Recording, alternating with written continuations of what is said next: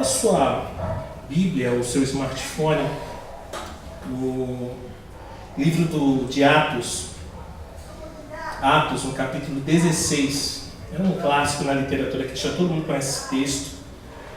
Atos 16, a partir do verso 16. Diz assim: indo nós ao local de oração, saiu-nos ao encontro uma jovem que tinha um espírito de adivinhação, a qual, adivinhando, dava grande lucro aos seus senhores. Ela, seguindo a Paulo e a nós, clamava dizendo: esses homens que nos anunciam o caminho da salvação são servos do Deus Altíssimo. E por isso fez ela por muitos dias. Paulo, porém, incomodado, voltou-se e disse ao Espírito: em nome de Jesus Cristo, ordeno-te que saias dela. E na mesma hora saiu. Vendo os senhores da jovem que a esperança do seu lucro estava perdida, prenderam Paulo e Silas e os levaram à praça, na presença das autoridades.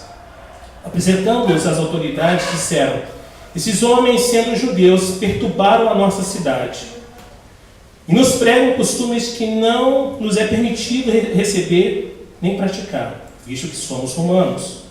A multidão levantou-se unida contra eles, e as autoridades, rasgando-lhes as roupas, mandaram açoitá-los com varas.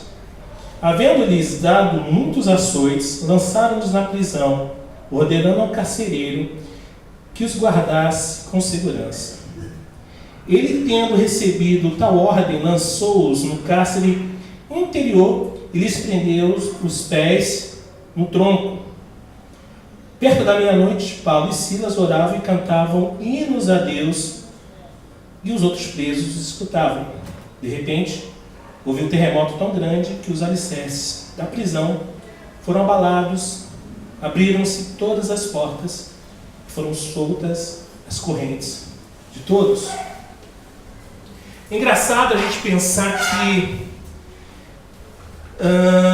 estamos vivendo algo um tanto quanto real, então eu acho que essa história está se repetindo. Eu acho isso, acredito isso. E eu queria falar sobre o que somos diante de uma sociedade imoral, corrupta, podre e imunda. Esqueci do detalhe: inimiga de Deus. O que somos? Como somos? O que deveríamos ser? No passado, muitos morreram porque estavam pregando o Evangelho. E é algo que nos encanta, né? A gente, uau, o cara pregando a Cristo, o cara morreu, que demais, olha, mais um mártir, que incrível. Mas eu estou disposto a morrer pelo Senhor? Eu estou disposto a perder a vida para encontrar a vida? Eu estou disposto a me tornar um perturbador dessa sociedade? Eu estou disposto a me tornar alguém que essa sociedade não quer se envolver? Paulo e Silas estavam ali pregando, falando, e uma mulher com um espírito estranho começou a falar: esses homens têm algo. Sabe, Paulo poderia deixá-la ali à vontade, tranquila, não esquentar a cabeça. Deixa ela aí, não está falando mentira. Até que Paulo se incomoda e, cara, em nome de Jesus, sai fora. E os senhores daquela menina se enfureceram e colocaram ali muita coisa. Estão pregando um monte de coisa errada. Pô, a gente é judeu. E a história eu acabei de ler aqui para vocês. Muitos morreram por pregar a verdade de Cristo, mas não só pregaram, como também viveram essa verdade. Os discípulos de Jesus mudaram o mundo não com palavras somente, mas com seu comportamento amoroso, humano, justo e perdoador. É possível viver esses pontos nos dias de hoje? Ser uma pessoa amorosa, educada, doce.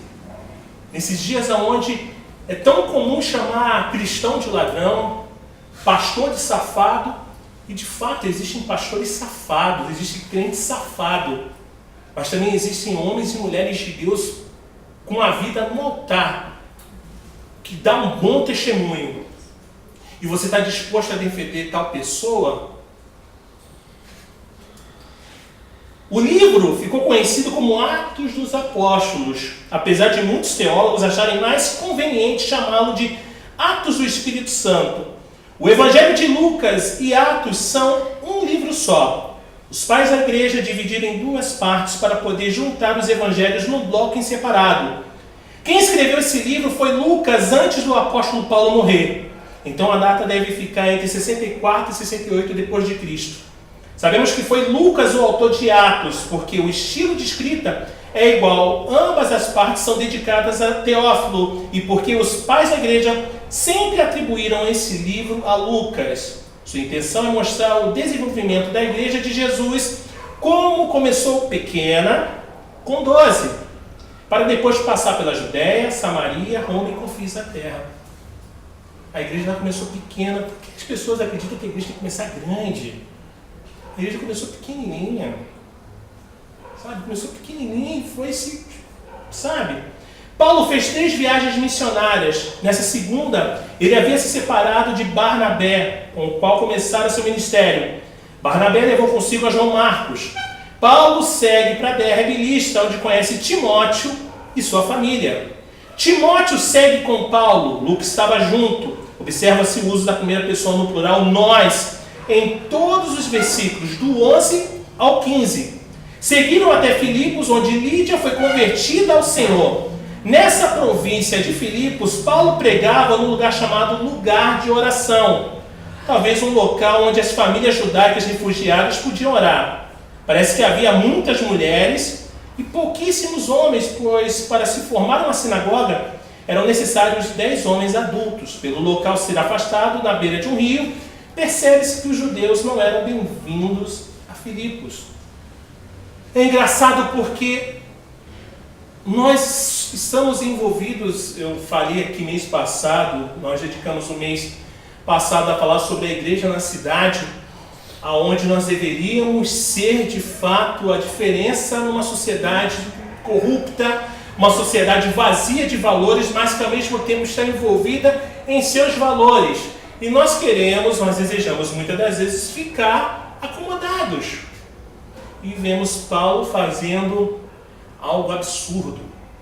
Observamos Paulo fazendo coisas incríveis. Comportamento diante de uma sociedade corrompida, como caminhar diante de uma sociedade imoral e amoral, materialista e inimiga de Deus. Você já parou para pensar como vou caminhar? Como eu caminho numa sociedade que é tão cheia de si e vazia de Deus? Mas vamos começar a caminhar nessa sociedade, desmascarando as mentiras que existem. Será que eu estou disposto a caminhar nessa sociedade e desmascarar as mentiras que estão aí? Como talvez dizer que a mulher ela tem o direito de escolher entre tirar a vida de uma criança? Nossa! Falar isso nos dias de hoje é você arrumar um problema. Mas somos perturbadores. Somos perturbadores. É muito bonitinho chegar e ir para uma praça e pregar de Jesus, que Jesus é lindo, que Jesus é maravilhoso, é incrível. Mas eu falar que Jesus ele condena aqueles que querem tirar a vida, aí Jesus não é tão bonitinho. Jesus não é tão perfumado. Jesus fede, ele é feio.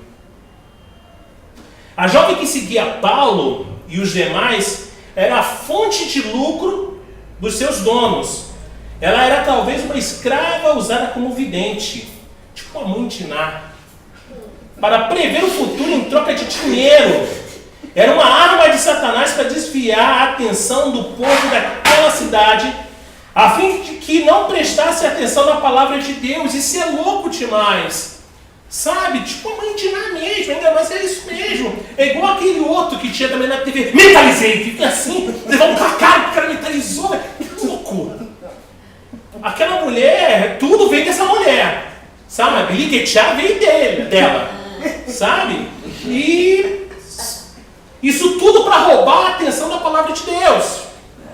Algo interessante de se perceber é que a moça, com um espírito maligno, não estava mentindo. Ele estava dizendo exatamente o que os missionários eram.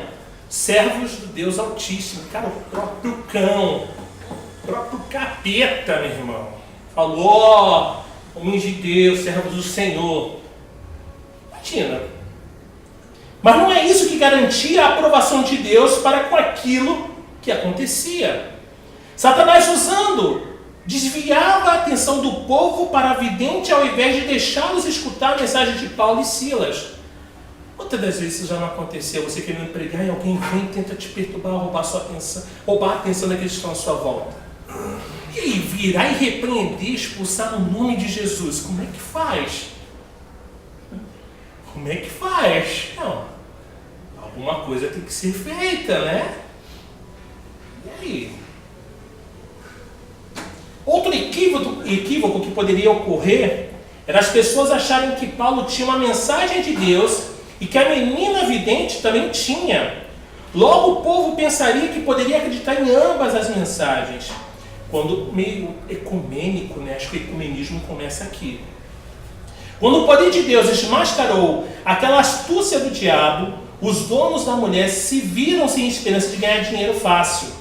Paulo e Silas foram cercados e arrastados até as autoridades, a fim de prestarem contas de um bem que haviam feito àquela população. Eles não haviam liberado não apenas a moça, mas todos os que eram enganados pelo diabo. E aí, você está pronto?